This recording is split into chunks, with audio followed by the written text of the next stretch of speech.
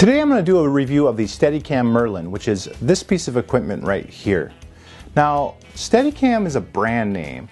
It was actually invented in the 80s for the Rocky films. You might remember the part where Rocky runs up the stairs in the first film and throws his arms up in the air in jubilation.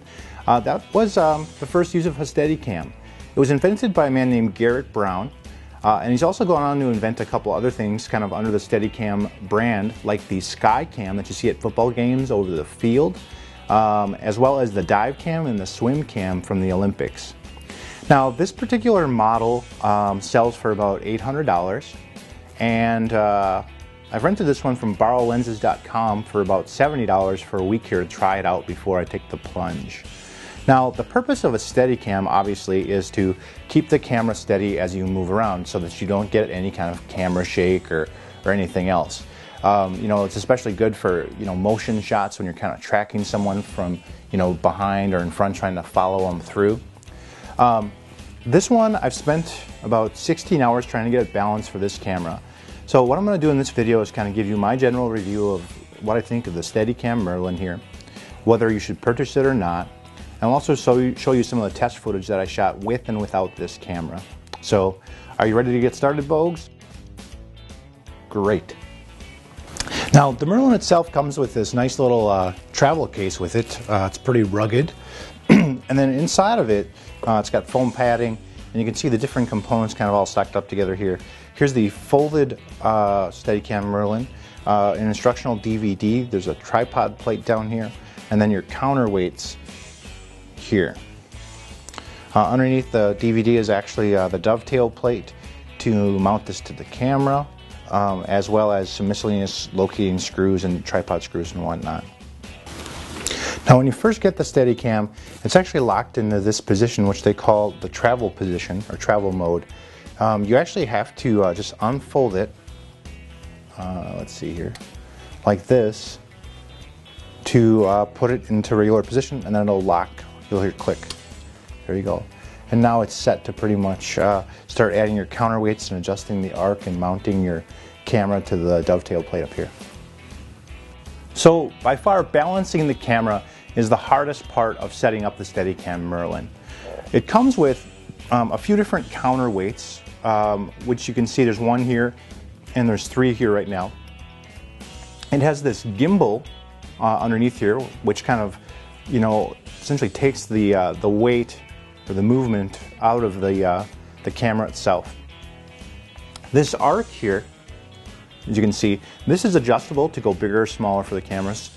And then there's a couple other configuration points up on top that I'll show you, including some trim options underneath here to make fine adjustments forward and aft, if you will. And then the dovetail plate, which actually mounts the camera to the stage, which is what this is called here. Now, there's a cookbook online at, I think it's merlincookbook.com, that has about, it's got about 30 different models of cameras. Now, obviously, there's a ton of different cameras out today. So there's actually some user-submitted things on there, too. The included video DVD, as well as the instruction manual, also talks about how to balance the camera. Now, I worked for about 12 hours on this one, and you can see it's still not perfectly balanced. You'll see in the shots that I show here shortly about how, how good it works, kind of being as close as I could get it in the time that I had it. Now, the camera itself then gets mounted with this, what they call a dovetail plate, and you can see that it's got a fair amount of different holes, and what it's trying to do is kind of help you find, or once you find the center of gravity front to back and side to side for your model, choose the appropriate hole, and that should really help balance it once it's on the stage. Here's some footage with the Steadicam Merlin.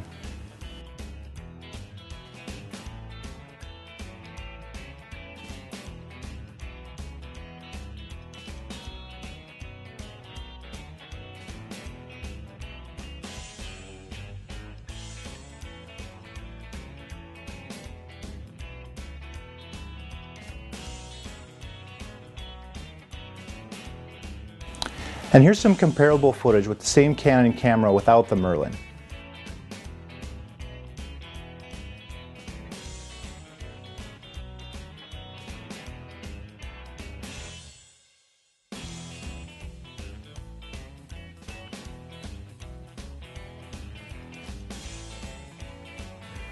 So should you buy the Steadicam Merlin? You know, I would say definitely rent it first to try it out to see if you can get it to balance with your camera.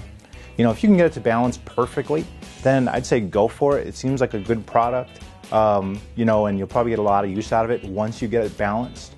But, you know, if you rent it and you can't really get it balanced, I think that's a good sign to maybe try a different product like the GlideCam.